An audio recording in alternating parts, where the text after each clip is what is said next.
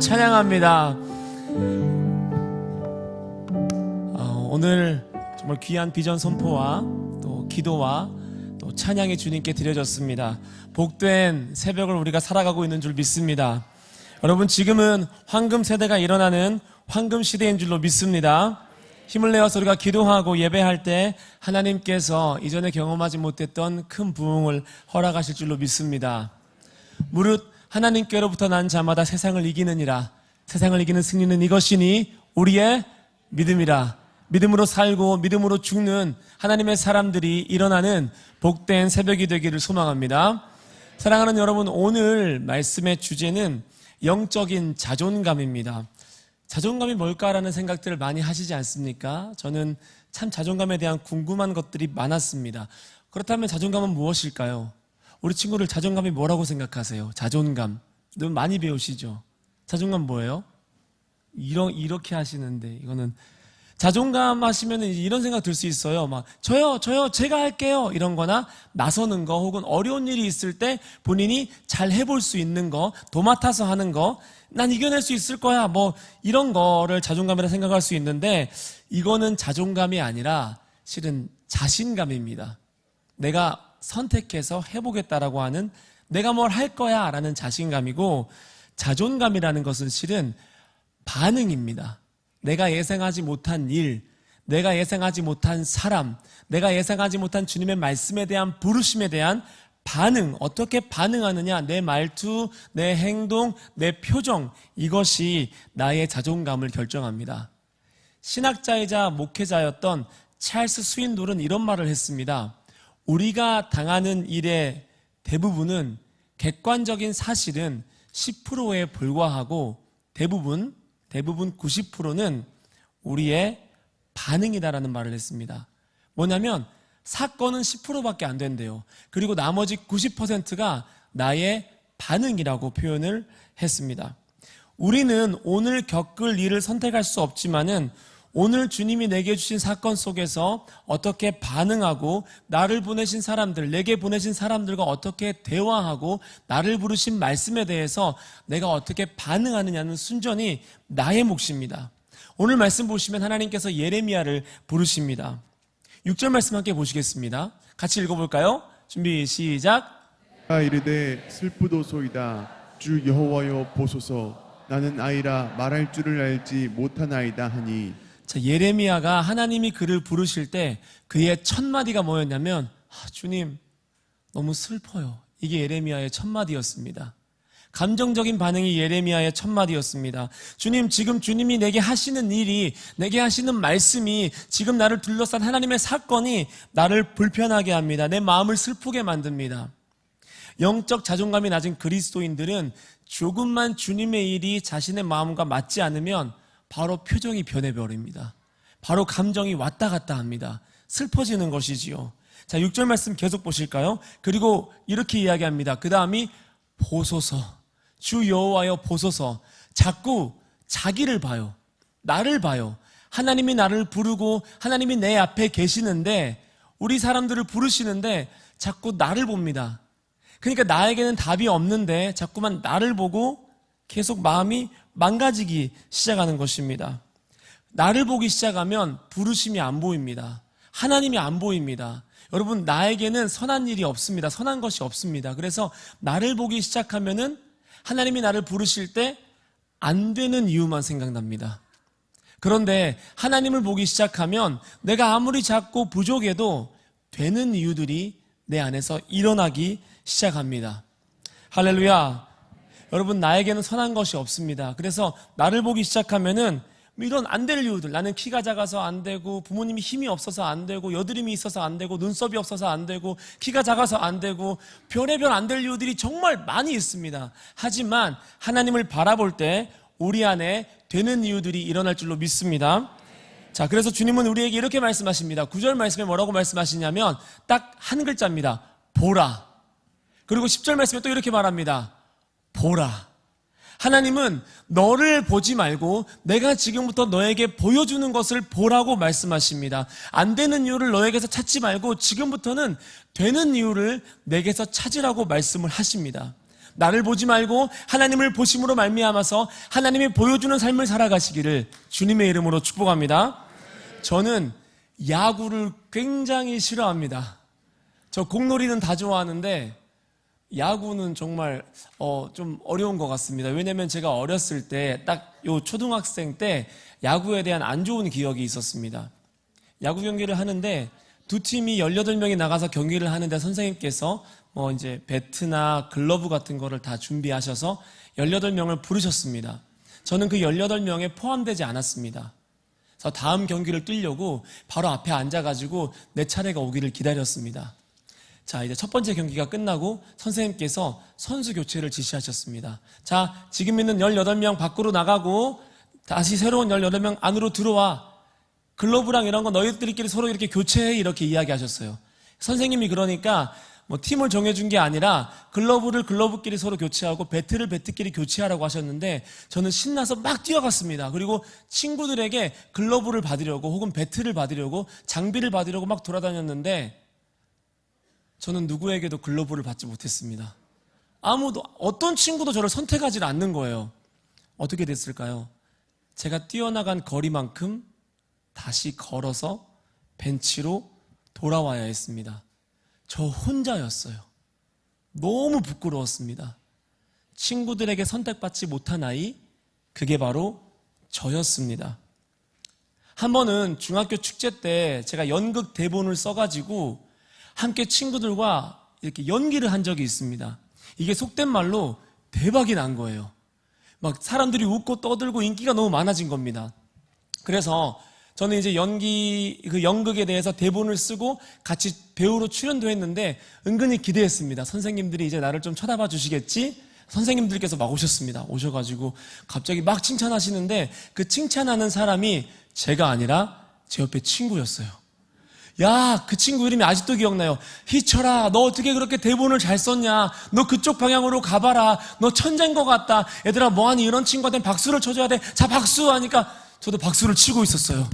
그 친구가 처음에는 저를 보고 미안해 하더니만은 그 다음에는 아주 행복해하는 모습을 보았습니다. 그 친구는 나중에 선생님들에게 사랑을 받고 선생님들이 자주 교무실로 불러가지고 일도 시키고 점수도 주고 맛있는 것도 주는 인기 있는 학생이 되었습니다. 뭐를 잘해도 선생님께서 알아주지 않는 아이, 선생님이 잘 기억하지 않는 아이가 바로 저였습니다. 근데 맞을 짓을 하면은 기가 막히게 제일 빨리 걸려요. 너무 신기합니다.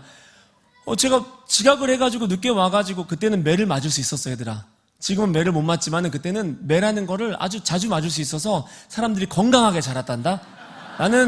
나는 이 교육이 회복돼야 된다고 생각해. 매를 아끼면 자식이 망하게 되어 있습니다. 여러분들 매를 아끼지 마십시오. 저희 부모님들이 아직도 했던 말들이 기억나요. 선생님만 만나면 학기 초에 전화해가지고 선생님, 제 아이를 그냥 패 죽여주십시오. 이렇게 얘기하신 부모님 없으세요?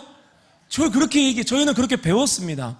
지각을 해서 들어왔는데 들어오자마자 선생님이 너 일로 와! 엎드려 뻗쳐 하더니만은 10대를 그냥 때리시는 거예요. 그래서 맞고 나서 선생님 가시니까 친구들한테 너 몇 대 맞았냐? 너무 아프다니까 친구들이 제 옆에 5명 있었거든요. 우리 안 맞았는데 이렇게 이야기하는 거예요. 너만 맞았어. 그러니까 저는 너무 억울한 거예요. 잘한 거는 선생님들이 몰라주시고 못한 거는 기가 막히게 알고 저만 막 혼내셨어요. 선생님이 기억하지 않는 아이, 알아주지 않는 아이, 그게 저였습니다.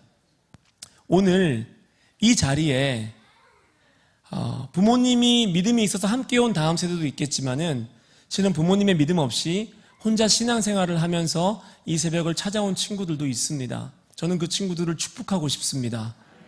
또는 저처럼 깨어진 가정 속에서 혼자서 믿음을 꿋꿋하게 지켜나가는 친구들도 있을 것입니다. 부모님이 세워주지 않아도, 나의 믿음과 삶을 세워주지 않아도 하나님을 바라보며 가는 우리 친구들을 하나님께서 세워주시리라 믿습니다.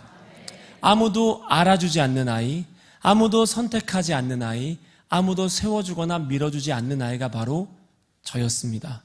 그리고 혹시 여러분은 아닙니까? 그리고 오늘 말씀에 예레미야가 바로 그런 인생을 살았습니다. 예레미야는 망해가던 이스라엘 역사 속에서 하나님의 부르심을 받습니다. 그리고 그 부르심 때문에, 그 말씀 때문에 왕에게 버림받고 친구에게 잊혀지고 배신당하고 고난당하고 혼자서 묵묵히 살아가야 하는 삶을 살아내야 했습니다. 버려질 때도 잊혀질 때도 무너질 때도 그는 한결같이 하나님이 원하시는 반응을 보여주었습니다. 이게 예레미야의 영적인 자존감이었습니다.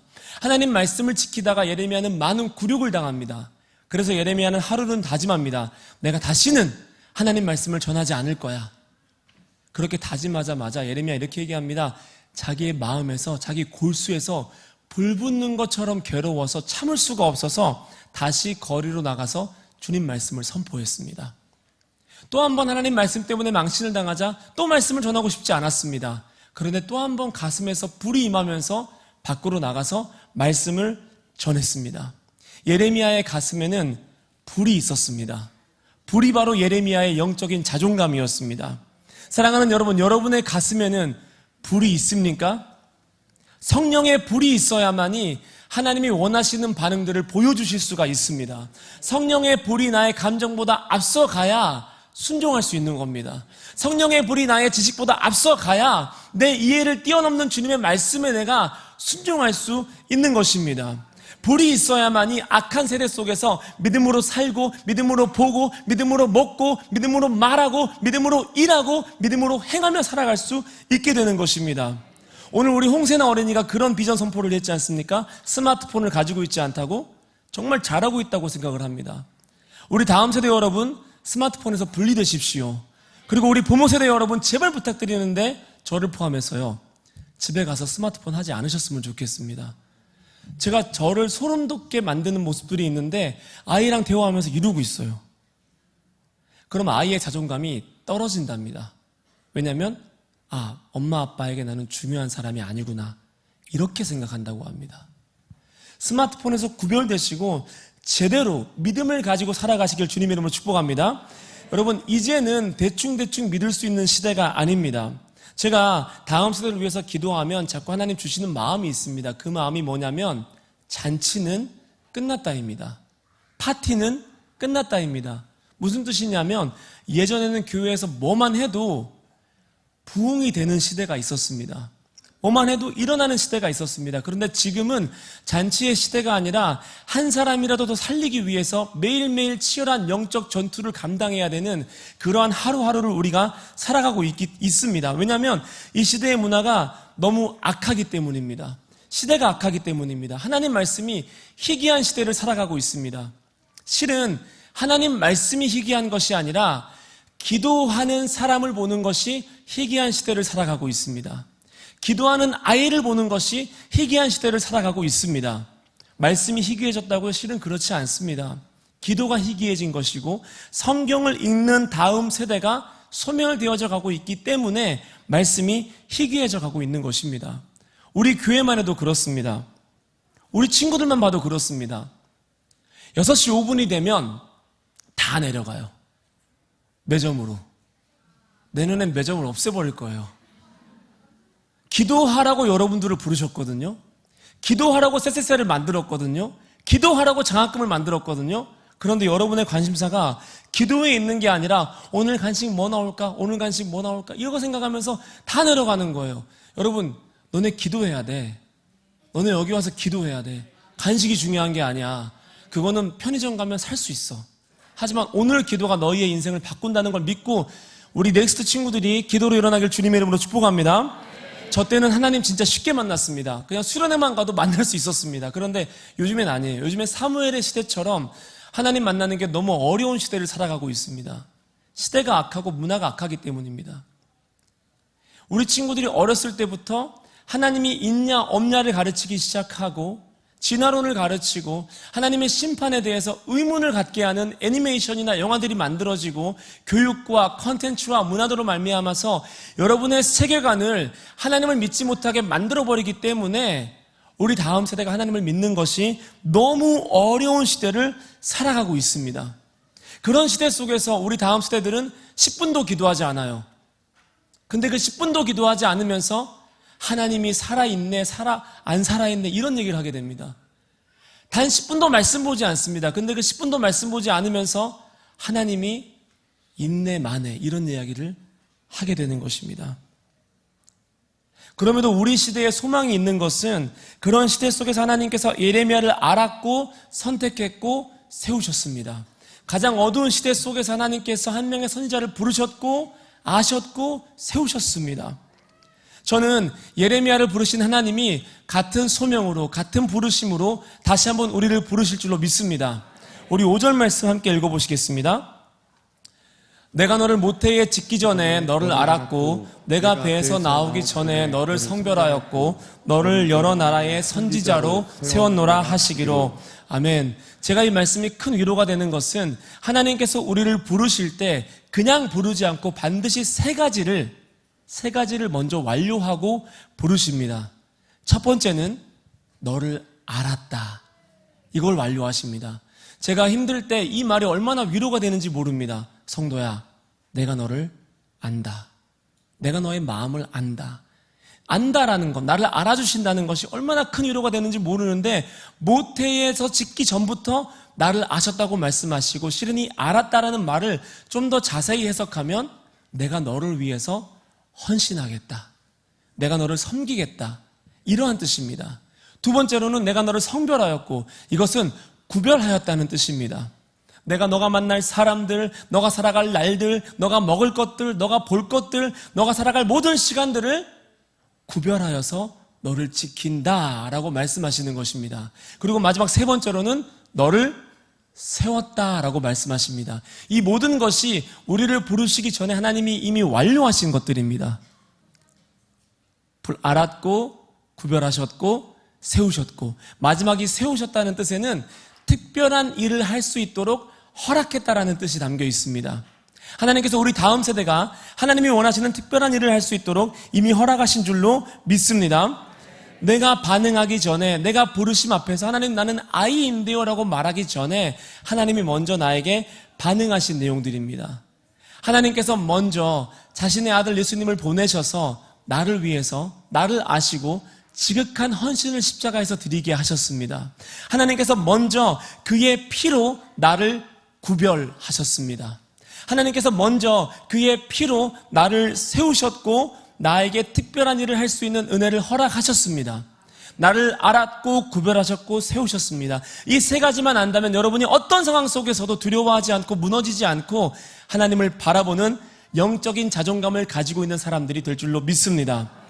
여러분 어디에 있느냐는 중요하지 않습니다. 실은 누구 뱃속에서 태어났느냐 이것도 중요하지 않습니다. 내가 어떤 사람이냐, 내 부모님이 어떤 사람이냐, 내가 어떤 재능이 있느냐, 내가 태어난 동네가 어디에 있느냐 이것은 중요하지 않습니다. 정말 중요한 것은 나를 향한 하나님의 부르심이며 주님의 함께 하심입니다. 우리 8절 말씀 한번 같이 읽어보았으면 좋겠습니다. 8절 말씀입니다. 정말 중요한 것은 직장도 아니고 대학교도 아니고 학교 선생님 누구 만나냐 이게 중요한 게 아니라 이겁니다. 너는 그들 때문에 두려워하지 말라. 내가 너와 함께 하여입니다.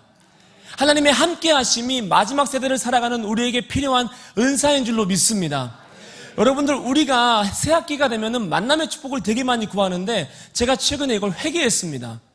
만남의 축복보다 중요한 것은 동행의 축복입니다. 누구를 만나느냐보다 중요한 것은 예수님과 함께하는 삶을 살아가는 것입니다. 예수님이 함께하면요 어떤 사람을 만나도 복을 받습니다. 예수님이 함께하면요 어디를 가도 복을 받습니다. 예수님이 함께하면요 내가 어떤 사건을 당해도 들어가도 복을 받고 나가도 복을 받고 나의 삶에 일어나는 모든 삶의 정황을 하나님의 방법으로 풀어내는 능력을 가지게 됩니다.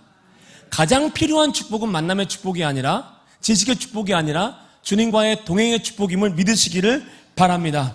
이것이 하나님이 우리에게 원하시는 영적인 반응들입니다. 가슴에 불이 있고 하나님이 나를 아시고 하나님이 나를 구별하시고 하나님이 나를 세운 것을 믿고 어디서나 두려움 없이 살아가는 것, 이것이 우리가 가져야 될 영적인 자존감인 것입니다.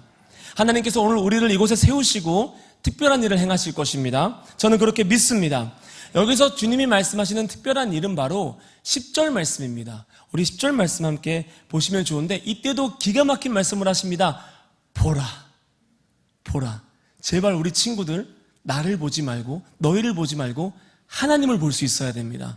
우리 청년들 자신이 살아온 삶과 조건을 보지 말고 하나님을 보시길 주님의 이름으로 축복합니다. 하나님을 보셔야 되는 거예요. 너에게 보여주는 것을 보라. 내가 오늘 너를 여러 나라와 왕국 위에 세워 내가 그것들을 뽑고 파괴하며 파멸하고 넘어뜨리며 건설하고 심게 하였느니라 하시니라, 이렇게 말씀을 하십니다. 이게 하나님께서 우리 황금 세대를 통하여서 하실 일이라고 믿습니다. 무슨 뜻이냐면은 열방 가운데 악한 것들은 뽑고 파괴하고 파멸하고 넘어뜨리는 것이 우리의 황금 세대가 할 일인 줄을 믿습니다. 그리고 하나님이 원하시는 주님의 나라를 건설하고 심어가는 것, 가꿔가는 것, 이것이 우리 교회의 사명인 줄로 믿습니다. 옆에 계신 자녀들을 향해서 이렇게 축복했으면 좋겠습니다. 그리고 우리 다음 세대 중에서 혼자 온 친구들은 스스로 축복하시면 돼요. 저도 스스로 축복을 많이 했어요. 이렇게 축복해서 이렇게 혼자 이렇게 하시면 돼요. 이렇게 축복해 보도록 하겠습니다. 자, 옆에 계신 분들 축복하셔도 좋습니다. 이렇게 은근히 이렇게 많이들 하시네요. 네. 따라해 보겠습니다. 너는 가정과 학교와 교회에 악한 것들을 뽑고 파괴하고 넘어뜨리는 황금 세대가 될 거야.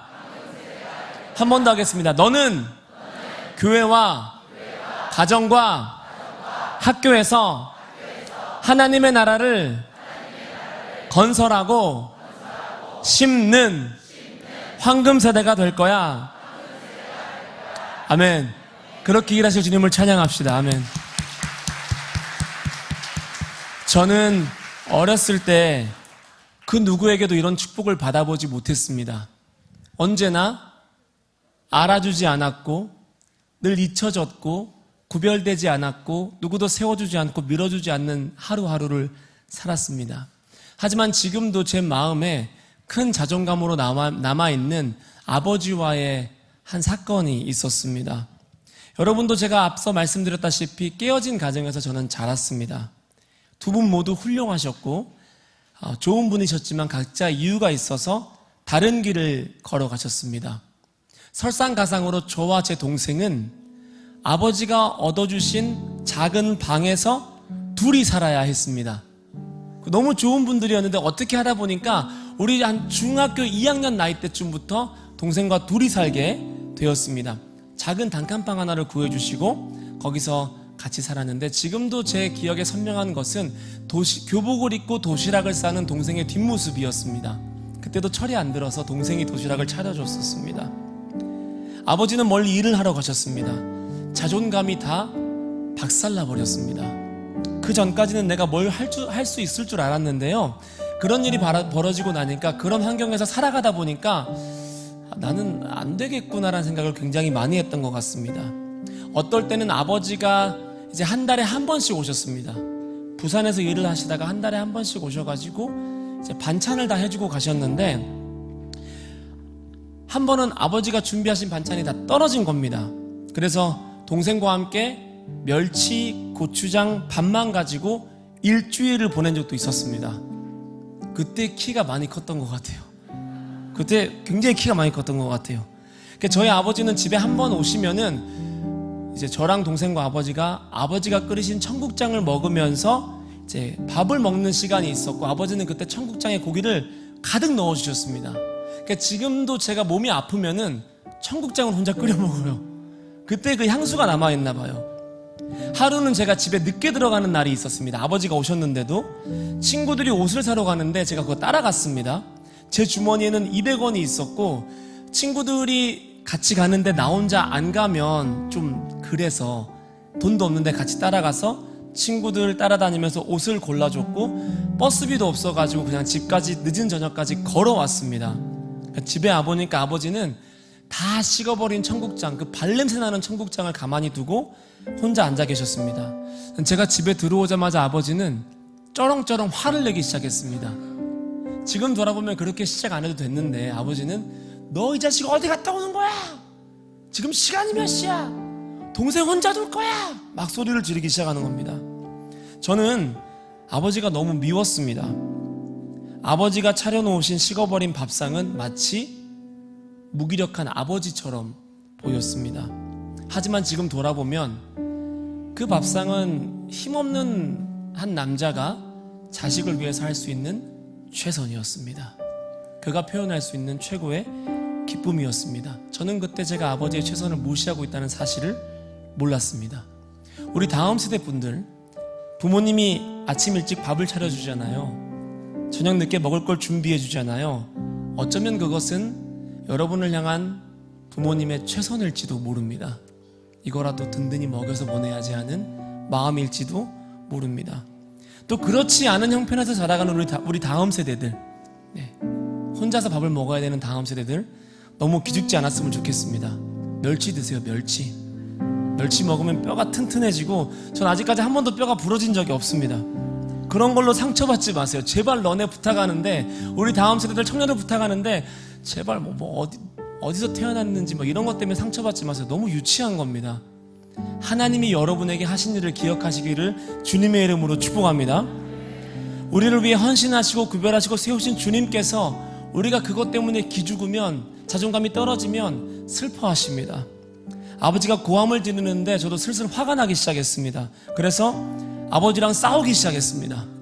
막 다퉜어요. 그러다가 제가 아버지에게 할 수 있는 최악의 말을 했습니다. 뭐였을까요? 아버지가 먼저 했습니다. 아버지 먼저 뭐라고 얘기했냐면, 꼴도 보기 싫어, 네 엄마한테 가버려, 이렇게 이야기했습니다. 저도 갈게요 그러면서 짐을 막 쌌습니다. 짐도 없었어요. 교복이랑 옷 몇 벌 있었는데 짐을 싸고 나가려다가 너무 화가 나서 아버지에게 한마디 했습니다. 아직도 저는 이 말을 후회합니다. 여러분, 이 말을 절대 하시면 안 됩니다. 이렇게 살게 할 거면 나 왜 나왔어요? 이렇게 이야기했어요. 지옥 같아, 이렇게 이야기하고 가려고 하니까 아버지가 갑자기 한마디도 안 하시는 거예요. 그때까지 서로 막 티키타카 했거든요. 네가 이기나 내가 이기나 했는데 아버지가 이렇게 살게 할 거면 왜 나왔어요? 진짜 지옥 같아 하니까 아버지가 가만히 계시는 거예요. 저 갑니다 하니까 아버지가 갑자기 제 팔을 딱 잡았어요. 그리고 이렇게 얘기했어요. 진짜 이렇게 얘기했어요. 미안해. 나는 너를 이렇게 키우고 싶지 않았어. 미안해. 나는 너를 이렇게 키우고 싶지 않았어. 이 말만 반복하다가 아버지는 계속 울었어요. 계속 울었어요. 저는 아버지의 눈물을 처음 봤어요. 얼굴을 감싸지고, 근데 그 얼굴, 그 손에 있잖아요. 손에는 투박한 굳은 살과 상처가 가득한 거예요. 감싸지고 미안해 이렇게 키우고 싶지 않았어 라고 하면서 펑펑 우셨어요.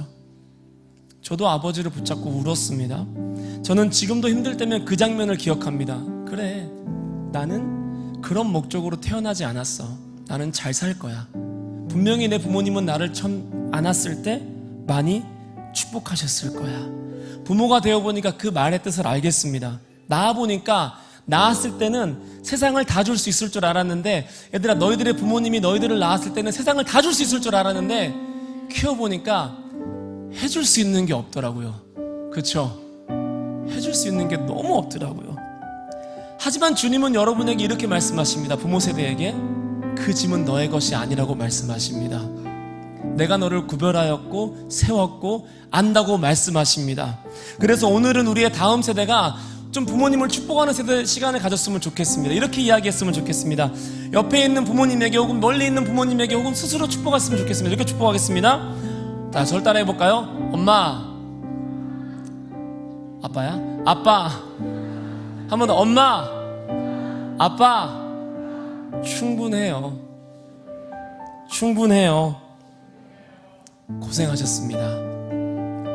혼자 온 친구들은 이렇게 고백할게요. 자, 이게 더 중요한 거. 또 이렇게 해볼까? 이렇게 해볼까? 자, 해볼까요? 자, 하나님이 나를 아십니다. 구별했습니다. 세우셨습니다. 그렇게 우리를 부르신 하나님을 찬양합니다. 그렇게 우리를 부르신 하나님을 경배합니다. 우리 시간 다 함께 기도하는 시간을 가졌으면 좋겠습니다. 우리 부모 세대분들 자녀들을 좀 안아주시고 많이 축복해줬으면 좋겠습니다. 이 시간 다 함께 기도하실 때, 하나님, 내가 어떻게 키우고자 했던 계획은 다 내려놓습니다. 하나님께서 이 아이를 온전하게 키워주십시오.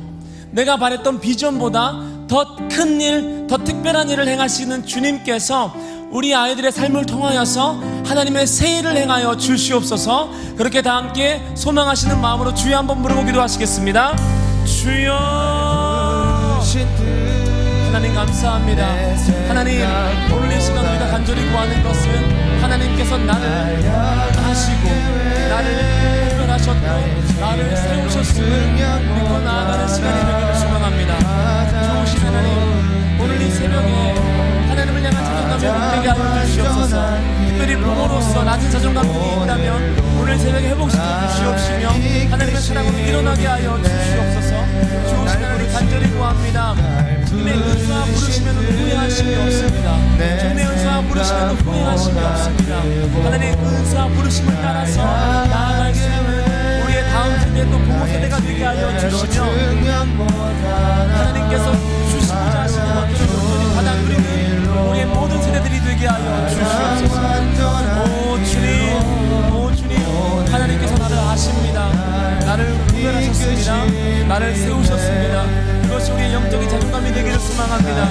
동행의 복이 있기를 소망합니다. 영적인 동행의 복이 있기를 소망합니다. 어디 있든지 간에 만남이 중요한 것이 아니라 동행이 중요한 사람들이 되게 하여 주시옵소서.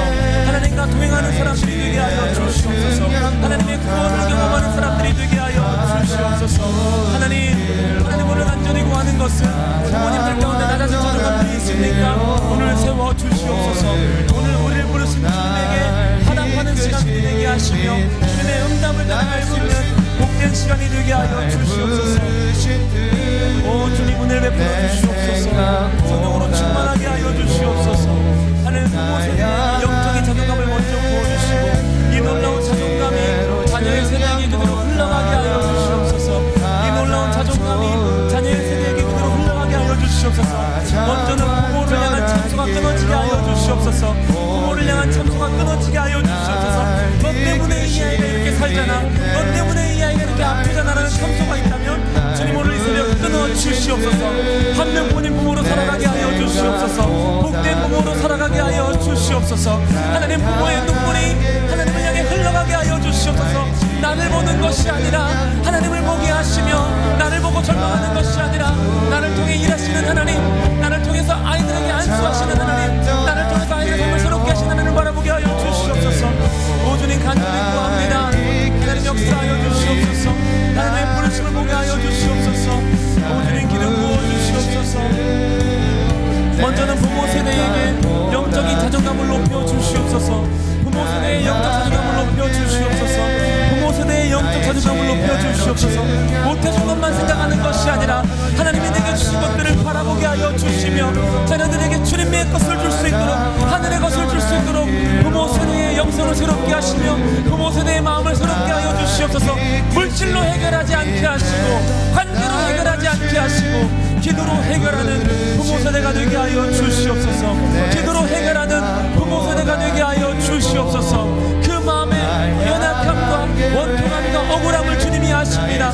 더 해주고 싶었음에도 불구하고 더 해주지 못했던 지난 날들을 주님이 아십니다. 하나님 불쌍히 여기시고 오늘 새벽 먼저 부모의 소명이 회복되게 하시며 부모의 마음이 회복되게 하여 주시옵소서. 간절히 구합니다. 주님, 우리 다음 세대들이 하나님의 특별한 일들을 하기를 소망합니다. 주님의 특별한 일을 하기를 소망합니다.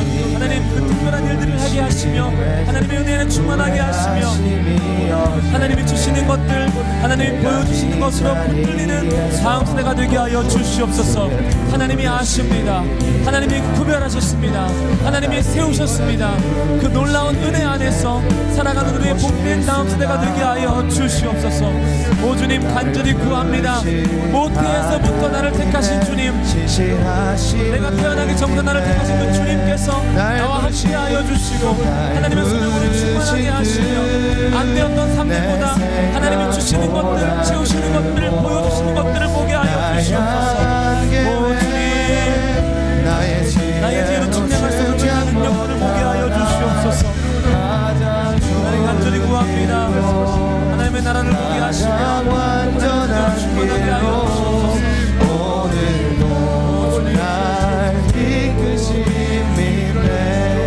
작은 나를 부르신 작은 나를 부르신 뜻을 나는 알 수 없지만 역사하여 주시옵소서. 오직 감사와 순종으로